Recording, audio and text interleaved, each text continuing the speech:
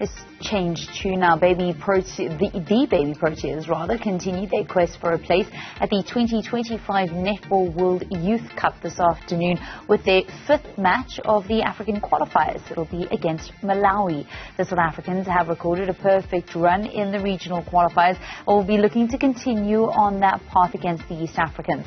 Our sports reporter Vuyo Macoba is attending the qualifiers, which are taking place at the University of Pretoria. A very good afternoon to you, Vuyo. How do the Malawian juniors kind of stack up to their senior team? We have seen how in recent times the Malawian seniors have become somewhat of arch rivals for the Proteas, certainly on the African continent.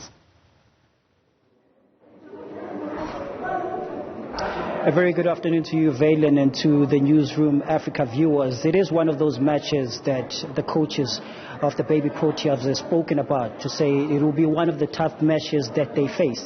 And that, of course, goes back to that history that you are mentioning that leads up to the senior national team. Whenever they've come up against the senior Proteas, there's always been that rivalry between the two nations.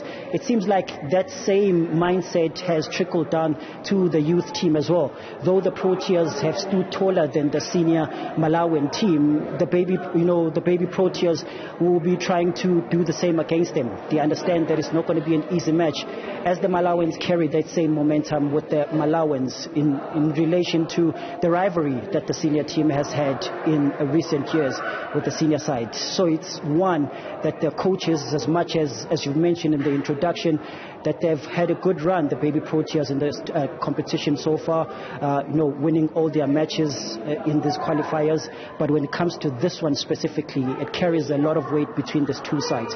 We're at the Rembrandt Hall here at the Tuks, University of Pretoria, and behind me is the hall, the netball hall, where the teams are participating in. But of course, from outside, from the view from outside, we're seeing some of the many fans, not just from South Africa, who are slowly walking in. I guess it's a similar understanding that they have within themselves as fans, knowing the history that lies between the senior and national sides. We've mentioned the baby Proteas and their performances so far at the tournaments. They've got a flawless record. Would you say that tonight's match is going to be their toughest test yet?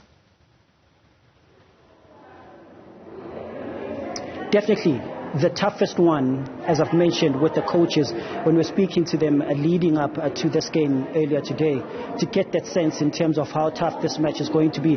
They've had the quite easier runs in this tournament, the baby Proteas. I mean, if you look at the scores, against Tanzania, 75-7, against Zambia, 72-10, against Zimbabwe, 62-29, and against Kenya, 70-16. And of course, this one becomes the even tougher one going into especially the final days of the qualifiers. It is the fourth day of the qualifiers here, and if you look at the standings, South Africa still sitting at the top, having played those 4 matches and got those 8 points. Malawi has only had a chance to play 3 matches, sitting on 6, but they've also had a perfect run in this competition.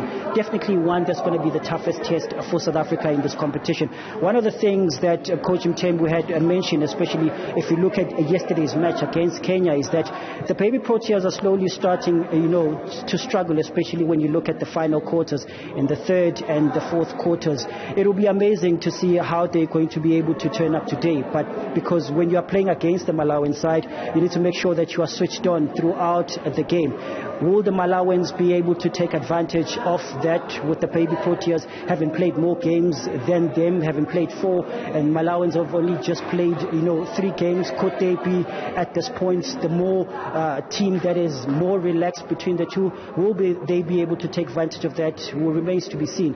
But definitely from the technical side of the Proteas team, it is one of the toughest tests that they're going to receive, this one that is coming in tonight. And it might just determine if either of these two teams will finish first or second, and the possibility that they're going to meet as the 2 final teams in the final on Saturday, because the Malawians, as I mentioned, are also sitting second right behind South Africa.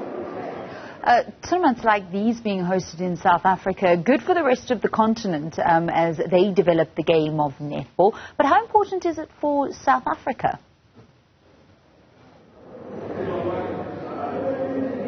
Certainly, I think the magnitude of having such tournaments in the country, and I think the bigger picture goes in when you have a youth one as well.